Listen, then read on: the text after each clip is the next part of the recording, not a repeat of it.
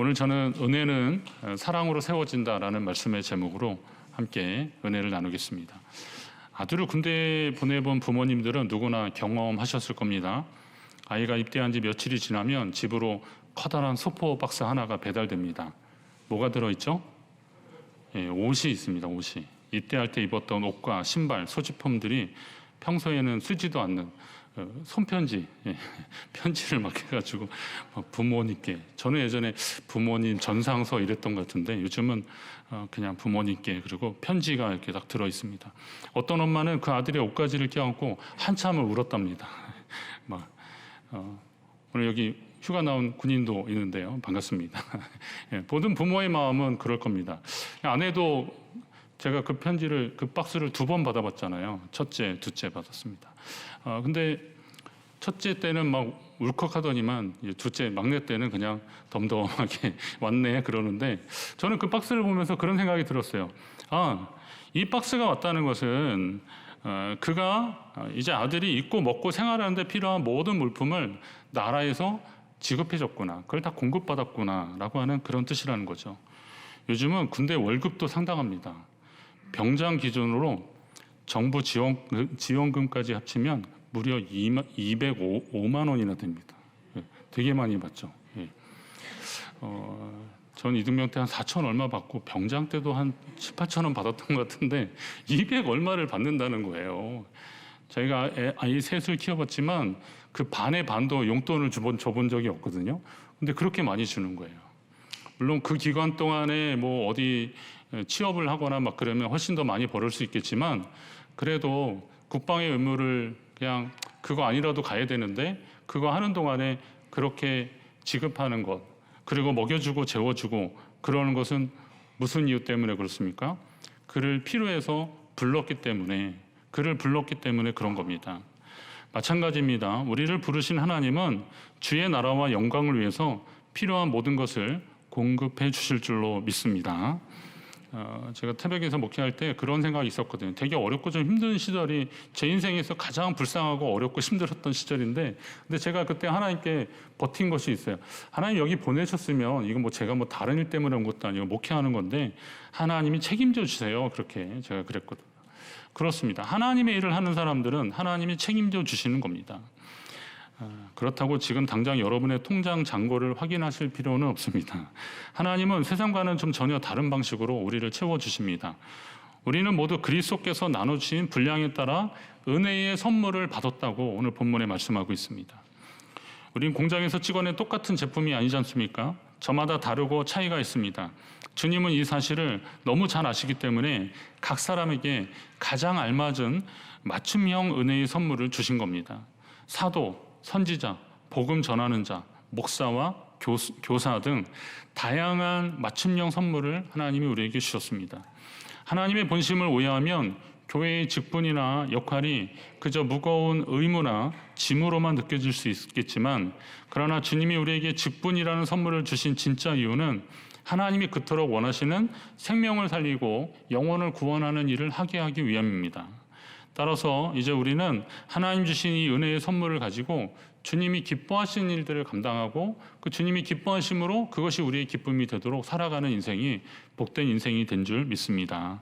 우선 하나님이 우리에게 선물을 주신 목적은요, 오늘 본문으로 본다면 성도를 온전하게 하여서 봉사의 일을 하게 하고 그리스도의 몸을 세우려 하심이라 그랬습니다. 좀 긴데요, 그냥 나눠서 이렇게 본다면, 먼저 하나님의 은혜의 선물을 주시는 것은 우리로 하여금 온전하게 하시려고 하는 뜻이 있다는 겁니다. 여기 하나님의 뜻이 있어요. 우리가 하나님의 백성으로 더 온전하게 하려고, 이것은 성령 충만하고 그리고 은혜 충만한 하나님 백성으로 살게 하려고 그걸 주셨다는 겁니다. 아니, 직분이 좀 부담이 되는 것 같은데 오히려 그것이 우리에게는 우리를 충만하게 하시는 하나님의 은혜가 된다는 겁니다. 생각해보면 성도가 아무리 많은 주의를 감당한다 한들 내 안에서 구원의 확신이 없고 기쁨이 없고 감사가 메말라 있으면 그것이 무슨 소용이 있겠습니까? 목사에게 하는 가장 심한 말이 성령 없이 목회해라, 뭐 이런 말이라지 않습니까? 그렇습니다. 성령 없이 목회해라. 성령 없이 제가 말씀 전하고 성령의 감동이 없이 제가 신방하고 뭐 그런다면 그것만큼 메마른 일이 어디 있겠습니까? 하나님이 그 일을 할 때, 주의 일을 할 때 하나님이 동행하시고 성령이 역사하시기를 구하는 것이죠. 그래서 하나님이 이를 위해서 우리에게 이런 선물들을 주셨다는 겁니다. 우리 모두가 성령 충만함으로 온전히 거듭나서 매일의 삶을 기쁨과 감사로 하나님 앞에 채워가시기를 간절히 바랍니다. 결정적으로 하나님이 우리에게 은혜를 주시는 이유는 우리로 하여금 봉사의 일을 통해서 그리스도의 몸된 교회를 든든히 세우기 위함이다라고 본문은 말하고 있습니다. 우리는 보통 은혜 받으면 뭘 하겠다, 은혜 받으면 헌신하고, 은혜 받으면 봉사하고, 은혜 받으면 헌금하고, 뭐 그런 얘기 많이 합니다. 그러니까 내게 은혜를 주려나 이렇게. 그럼 목사는 또 은혜를 어떻게 하든 끼치려고 하는 그런 겁니까? 그래야 뭐가 좀 되는 거니까 되는 건가요? 저는 그렇지 않다고 봅니다. 보라 지금은 은혜 받을 만한 때요, 보라 지금은 구원의 날이로다라고 했습니다. 이게 주님의 말씀인데요. 그러고 보니까 주님은 누구든지 누구에게나 은혜를 주시는 겁니다. 구원받은 주의 백성들은 이 구원의 은혜로 말미암아, 너희가 은혜로 말미암아 구원을 얻었는데 이것이 너에게 난 것이 아니고 하나님의 선물이라 그랬어요. 행위에서 난 것이 아니라는 거예요. 왜냐하면 자랑하지 못하게 하려고 그러셨다는 겁니다. 그러면 구원받은 백성들은 은혜를 선물로 받은 사람들이에요. 다 받은 사람. 여러분도 그거 다 받으셨죠? 그러면 오늘 이 자리에 있다는 것 자체는 하나님이 은혜를 이미 주셨다는 겁니다. 그러니까 은혜를 받아야 뭘 하겠다 이런 말들은 괜히 우리의 핑계죠. 우리의 게으름과 아니면 우리의 영적 나태함을 합리화하는 그런 표현밖에 되지 않는다는 겁니다. 물론 결과적으로 보면 그 은혜로 인해서 우리가 하나님 앞에 봉사하고 헌신하는 일들이 되겠지만, 그러나 뭘 해야 하겠다라고 하나님께 무슨 딜을 하거나 거래를 하거나 그래서는 안 되는 것이죠. 기억하십시오. 은혜는 목적이 아니라 성도를 온전하게 만들고 그리스도의 몸인 교회를 세워가기 위한 하나님이 주신 거룩한 도구라는 겁니다. 요약하면 은혜는 도구다. 한번 따라합니다. 은혜는 목적이 아니라 거룩한 도구입니다. 하나님은 여러분에게 거룩한 도구, 은혜를 주신 겁니다. 그걸 가지고 하나님 앞에 나아가는 겁니다. 은혜를 뜻하는 헬라어 단어가 카리스입니다. 이런 많이 들어요. 저 사람 카리스마가 있어 막 이러잖아요. 근데 이 카리스마틱 이렇게 얘기하는데 그게 하나님 주신 은혜가 이렇게 충만해서 뭔가 이렇게 잘 할 때, 아니면 또 리더십이 좀 셀 때 저 카리스마가 있어 이렇게 막 이야기를 하는 겁니다. 근데 바울 서신에 자주 나오는 이 단어의 가장 기본적인 의미는 값없이 거저 주셨다라는 것을 뜻하고 있습니다. 우리가 오직 은혜로 구원을 받았듯이 예수 믿는 성도라면 예외 없이 이 은혜를 다 받은 것이라고 제가 말씀드렸습니다. 죄인들에게 값없이 베풀어 주신 구원의 은혜, 그것이 바로 선물, 구원의 은혜의 선물이라는 거죠. 하나님이 바로 그 은혜를 통해서 지금도 구원의 역사를 이루어가고 계시는 겁니다. 오늘 사도 바울은 우리가 맡은 직분도 은혜라고 말하는 겁니다. 너에게 주신 그 직분이 곧 하나님의 은혜다라는 거죠. 어떤 사람은 사도로, 어떤 사람은 선지자로, 어떤 사람은 복음 전하는 자로, 어떤 사람은 목사와 교사로, 이 밖에 다 많은 직분들이 있겠죠. 그 직무가 다 있을 겁니다. 다 이런 모든 것들 하나님이 은혜로 우리에게 주셨다는 겁니다. 교회는 몇 명의 탁월한 영웅들이 이끌어가는 곳이 아닙니다. 모든 성도가 각자의 자리에서 작은 봉사의 일들을 묵묵히 감당하며 함께 그리스도의 몸을 세워가는 것이 바로 교회입니다. 여러분에게 주신 은혜가 하나님 나라를 아름답게 이루어가는 거룩한 복이 되기를 주의 이름으로 축원합니다. 하나님이 성도에게 은혜를 선물로 주시는 또 한 가지 이유는 우리가 주님의 일을 할 때 세상의 어떤 유혹이나 시련에도 흔들리지 않게 하려고 은혜를 주시는 겁니다. 바울 사도를 통해서 우리에게 주신 영적 목표가 뭐냐면 그리스도의 장성한 분량이 충만한 데까지 이르러라 그랬거든요. 이 은혜로 말미암아서. 근데 흥미롭게도 여기서 장성하다를 뜻하는 헬라어 단어가 이 헤르키아라는 단어인데요. 이게 그 장성하다 그럴 때 이게 뭐가 장성했냐라면 그의 나이, 키가 자라났다라는 겁니다. 그러니까 일반적으로 이렇게 그 성장표가 있잖아요. 몇 개월 된 아이는 몸무게가 얼마고 그리고 키가 얼마고 거기에 이제 몇 프로 안에 들으면 부모들은 안도하는데 얘가 좀 모자랍니다 그러면 좀 걱정이 되잖아요. 요즘은 또 아이들이 너무 빨리 자라서 그걸 걱정하는 부모들이 있어서 성장 억제 무슨 호르몬 억제제를 맞는다고 그러더라고요. 그게 정부 지원이에요. 그걸 빨리 하면 아이들이 또 뭐 나중에 더 안 큰다네요. 그래서 그 나이에 맞게 자라게 하려고 그걸 하고 있더라고요. 그런데 이 나이나 키 이게 말하자면 그 장성하다라고 하는데 거기에 맞다라는데 기준이 이제 나이나 키입니다. 동아시아 문화권에서도 나이를 단순한 숫자가 아니라 삶의 단계로 이해하면서 각 시기를 상징하는 표현들이 있는데 이 공자가 논어에서 자신의 삶을 회고하면서 20대, 30대, 40대 우리가 많이 알고 있는 그 단어를 쓴 거예요. 약관이라고 그러잖아요. 20대는 약관. 근데 관을 쓰긴 하지만 이게 아직 약하다는 거예요. 그래서 우리가 뭔가를 할 때 아직도 많이 좀 부족하다. 그러나 일단 성인이 되었다는 거죠. 서른은 뭐라 그래요? 이립이라고 그러더라고요. 이건 뜻을 세웠다라는 겁니다. 인생의 뜻을 확고히 세웠다라는 거고, 마흔이라 그러면 40은 뭐라 그러죠? 불혹이라고 그러거든요. 그러니까 유혹에 흔들리지 않는다 이런 상태를 말하는 겁니다. 공자가 자기 인생을 보면서 내가 정말 그랬다라고 그런 것 같다라고 회고하는 그런 말들입니다. 자, 50은 뭐라 그럽니까? 지천명이라고 그럽니다. 지천명. 하늘의 뜻을 깨달았다라고 해서 지천명이라고 하는 겁니다. 예수는 뭐라 그러죠?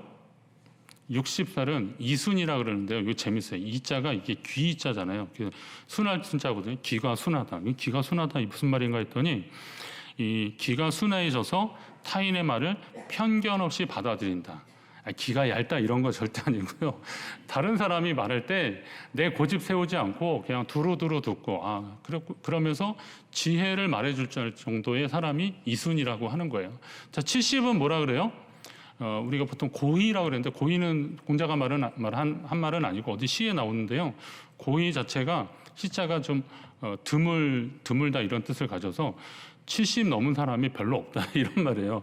그러니까 지금 70이 넘은 분들은 하나님이 그냥 덤으로 주셨다라고 생각하시고 정말 하나님 앞에 감사하며 사시기 바랍니다.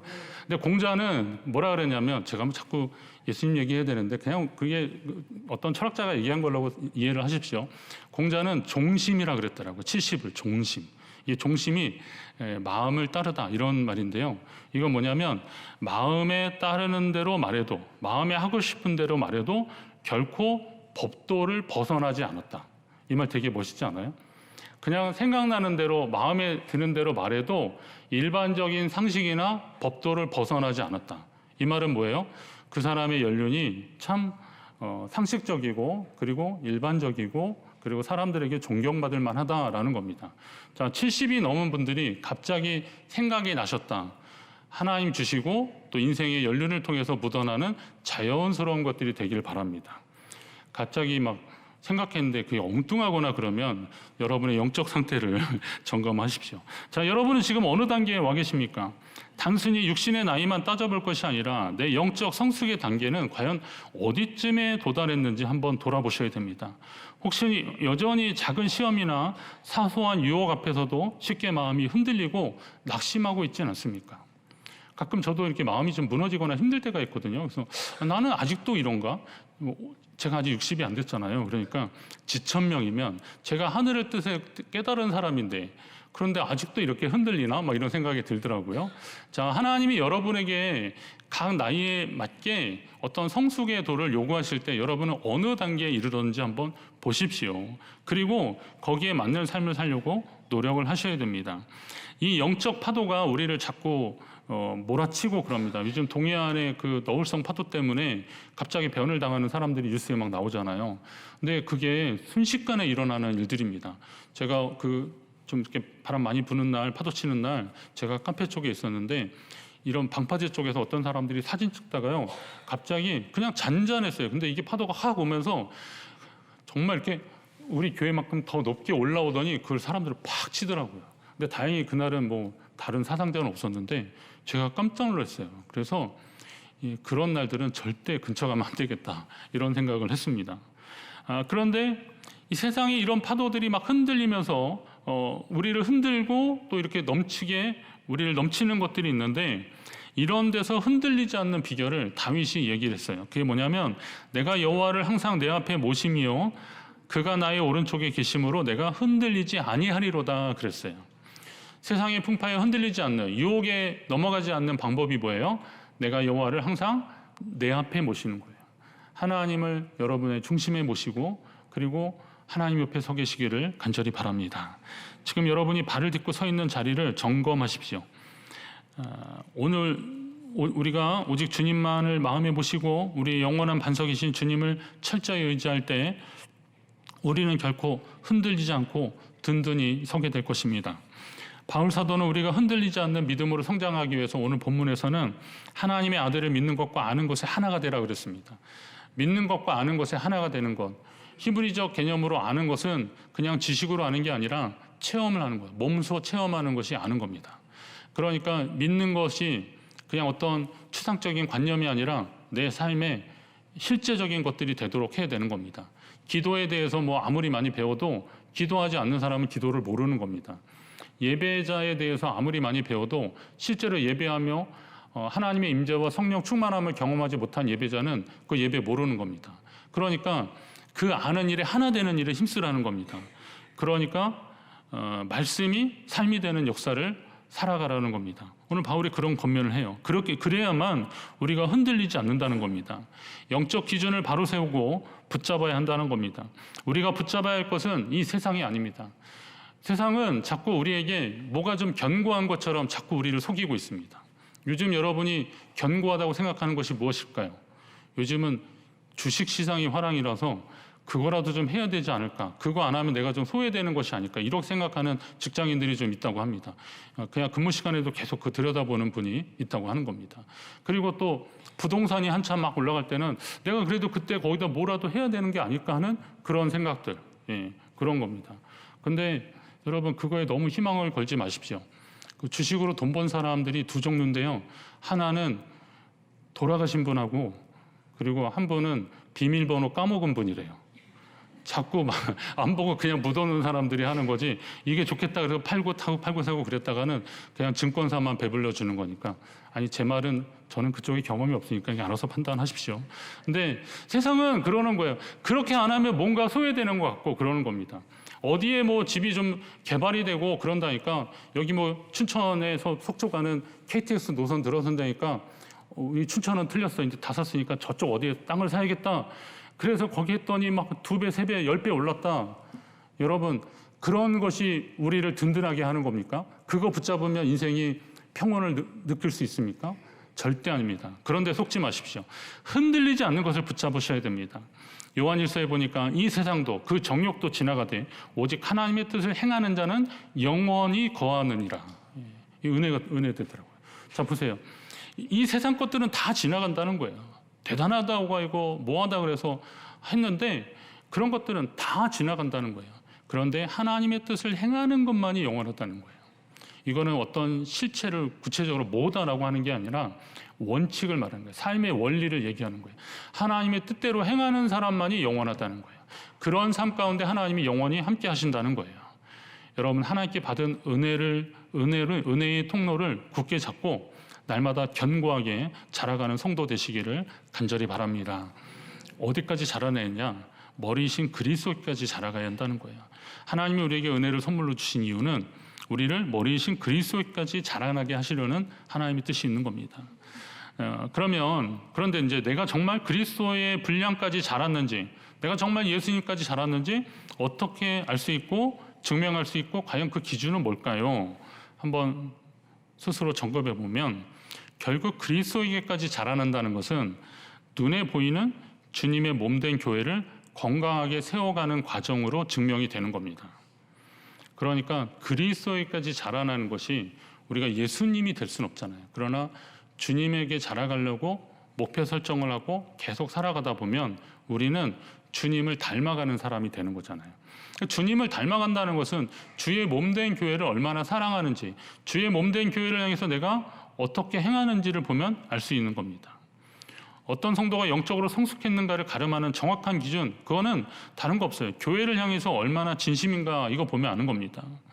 교회를 얼마나 사랑하는지, 교회를 위해서 어떤 희생과 헌신을 기꺼이 감당하는지, 이게 중요한 겁니다. 교회는 그리스도의 몸이고 우리가 그 몸의 지체라 그런다면 몸 안에서 중요하지 않은 것이 어디 있겠습니까? 다 소중하잖아요. 예. 여러분에게 주신 은혜의 분량을 좀 발견하시고 그리스도의 몸된 교회와 연결시키십시오. 내가 하나님이 주신 은혜를 통해서 나는 교회를 위해서 뭘 할 수 있을까 하십시오. 여러분이 가진 작은 재능, 소중한 시간, 마음의 작은 여유까지도 그 모든 것이 그리스도께서 교회를 위해서 여러분에게 딱 맞춰주신 선물과 같은 것이다 라고 생각을 하시고 교회를 위해서 뭔가를 하시려고 해보십시오. 혹시 내게 주신 선물이 남들보다 작아 보인다고 해서 낙심할 필요도 없고 남이 가진 선물을 부러워할 필요도 없습니다. 그것은 오직 그냥 나를 위해 내 분량대로 가장 선하게 주신 하나님의 은혜다라고 생각하시면 됩니다. 그리고 또 그 은혜의 도구를 붙잡고 머리 대신 그리스도께 꼭 붙어 있으려고 노력하십시오. 그리고 내 곁에 계신 지체들, 지금 여러분의 옆에 있는 그분들과도 주님의 사랑으로 이어지길 위해서 힘쓰셔야 됩니다. 그러니까 주님과의 사랑은 문제가 없는데 우리 주변에 같이 예배하고 같이 섬기고 이런 분들과의 이 관계를 좀 소중히 하셔야 되는 겁니다. 내게 주신 작은 은혜의 선물을 교회 공동체를 위해서 기꺼이 좀 내어놓고 헌신할 때 우리는 그 세상의 어떤 풍파도 흔들 수 없는 건강하고 영광스러운 교회로 함께 자라갈 것입니다. 여러분 그 벽돌을 이렇게 쌓잖아요. 벽돌을 쌓는데 어떻게 쌓아요? 보통은 벽돌을 쌓을 때 이렇게 얽히설키로 쌉니다. 예. 그리고 이것도 좀 그 벽돌의 넓이에 따라서 다른데 이게 얇은 거는 이렇게 지그재그로 이렇게 겹치면서 쌉니다. 그러면서 위에 게 아래 거를 같이 물리게 싸는 겁니다.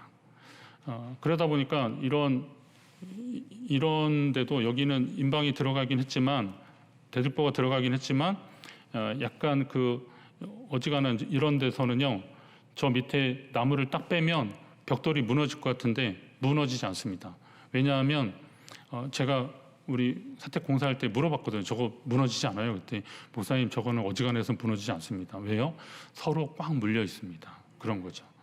아치나 이런 것도 그런 원리입니다. 예. 그런데 이렇게 쌓아야 되는데 어떤 사람이 만약에 벽돌을 반듯하게 이렇게 싼다고 해보십시오. 자, 이러면 어떻게 되겠습니까?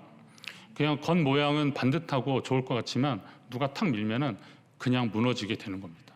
그러니까 엇물리게, 맞물리게 얼기설기로 쌓아야 되는 겁니다. 이렇게 쌓는 게 보기 좋을 수도 있습니다. 그런데 앞에처럼 저렇게 쌓아야 우리가 잘 맞물려서 든든하게 흔들리지 않게 세워질 수 있는 겁니다. 교회도 그렇습니다. 서로 받쳐주고 또 때로는 좀 내가 꽉 잡아주기도 하고 그래야 됩니다. 사다리 작업할 때 특히 A자 사다리 같은 경우는 그건 꼭 둘이 해야 됩니다. A자가 그냥 괜찮을 것 같아서 거기 올라갔다가 다리 부러진 목사님들 꽤 있습니다. 절대 그러지 말라고. 근데 목사님들이 그런 경험들이 별로 없으니까 그냥 간단하게 생각해서 그럽니다. 물론 저도 그냥 혼자 올라간 적도 있긴 한데 그러나 A자 사다리는 누가 꼭 잡아줘야 됩니다. 그래서 저는 그런 일 할 때 요즘 뭐 많이 안 하지만 예전에 이제 작은 교회 때는 그냥 제가 몸소 했는데 제 아내를 꼭 부릅니다. 여보 이거 잘 잡고 있어야 돼. 꼭 잡고 있어야 돼. 이런 일자 사다리는 이 끝에 다리로 이렇게 붙잡아만 줘도 됩니다. 그냥 꾹 눌러만 줘도 됩니다. 그러면 이게 밀려나지 않습니다. 근데 그게 제 아내가 힘이 있으면 얼마나 있겠어요. 근데 그 별거 아닌데 그거 누르고 있으면 제가 거기서 든든하게 그 일을 할 수 있는 겁니다. 우리 교회도 마찬가지입니다. 개개인으로 보면 약할 수 있지만 그러나 우리가 조금만 붙잡아주면 그리스도 사랑 안에서 함께 세워져 가는 겁니다. 그거 하라고 하나님이 우리에게 은혜 주신 거고 구원받은 백성으로 부르신 겁니다. 이 일들이 우리 가운데 많아지고 또 이것이 상식이 되고 믿음이 될 때 하나님의 이 공동체를 통해서 또 하나님의 일들을 하실 것입니다. 이 일은 동시에 진행될 수도 있고 또 어떤 단계를 통해서 하나님이 더 큰 일을 하실 수 있는데 중요한 것은 그리스도에게까지 자라가며 온전한 몸을 이루기까지 수고하는 우리의 노력들과 하나님 앞에 헌신들이 멈춰서는 안 된다는 것입니다. 오늘 우리가 이 거룩한 사명을 가슴에 품고 날마다 믿음으로 승리하면서 나아가는 복된 우리 교회 그리고 성도님들이 되시기를 주님의 이름으로 축원합니다.